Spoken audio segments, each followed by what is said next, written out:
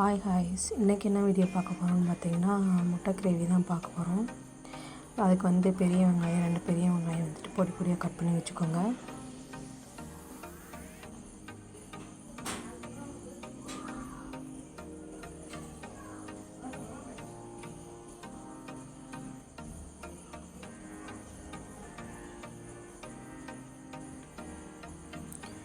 அதுக்கப்புறம் பார்த்திங்கன்னா stove on பண்ணி கடாய் வச்சுக்கலாம்.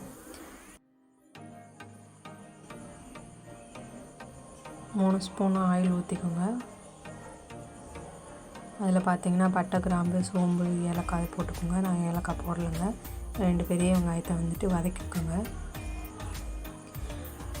உப்பு போட்டு நல்லா வதங்கினதுக்கு இஞ்சி பூண்டு பேஸ்ட்டு ஆட் பண்ணிக்க நல்லா வதக்குங்க.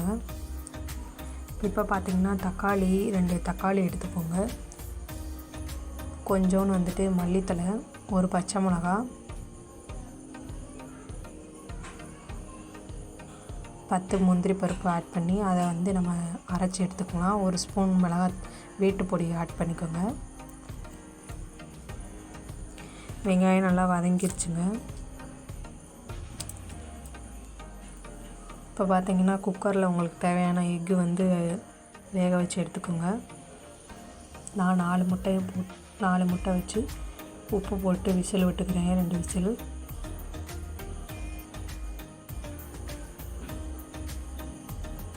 இப்போ பார்த்திங்கன்னா மல்லித்தூள், கரம் மசாலா, சிக்கன் பொடி, சீரகத்தூள், மிளகாத்தூள் வந்து ஆட் பண்ணிக்கோங்க. இஞ்சி பூண்டு வெங்காயம் வதக்கி வச்சதில் பச்சை வாசனை போத்துட்டிக்கு வதக்கிக்கோங்க. அதுக்கப்புறம் பார்த்திங்கன்னா அரைச்சி வச்ச விழுதை வந்து ஆட் பண்ணி கிண்டி விட்டுக்கோங்க.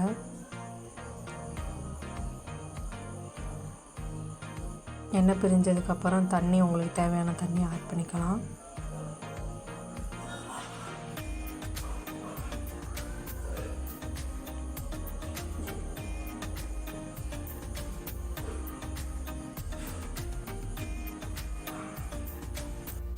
கொதிக்கட்டுங்க. மூடி போட்டு மூடிக்கலாம். ஜன்னலில் உள்ள வெளிச்சம் தாங்க அப்படி தெரியுது. அதுக்கப்புறம் பார்த்திங்கன்னா முட்டை வெந்துருச்சு. தோல் உரிச்சிட்டு அதை வந்து முட்டையை வந்து 4 கீறி போட்டுக்கலாம். அப்போ தான் அந்த உள்ளே வந்து குழம்போட எசன்ஸு இறங்கும், டேஸ்ட் நல்லாயிருக்கும்.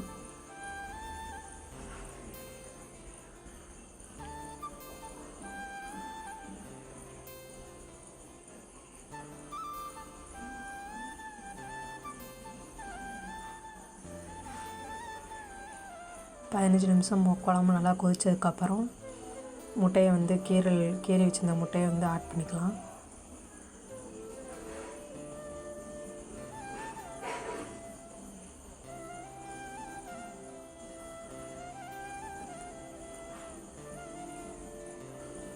மூடி போட்டு 2 நிமிஷம் கொதிக்க விட்டுக்கலாங்க. 2 நிமிஷம் கழித்து மல்லித்தலை தூவிட்டு ஸ்டவ்வை ஆஃப் பண்ணிக்கோங்க. ப்ளீஸ் சப்போர்ட் பண்ணுங்கள். Tata, bye bye.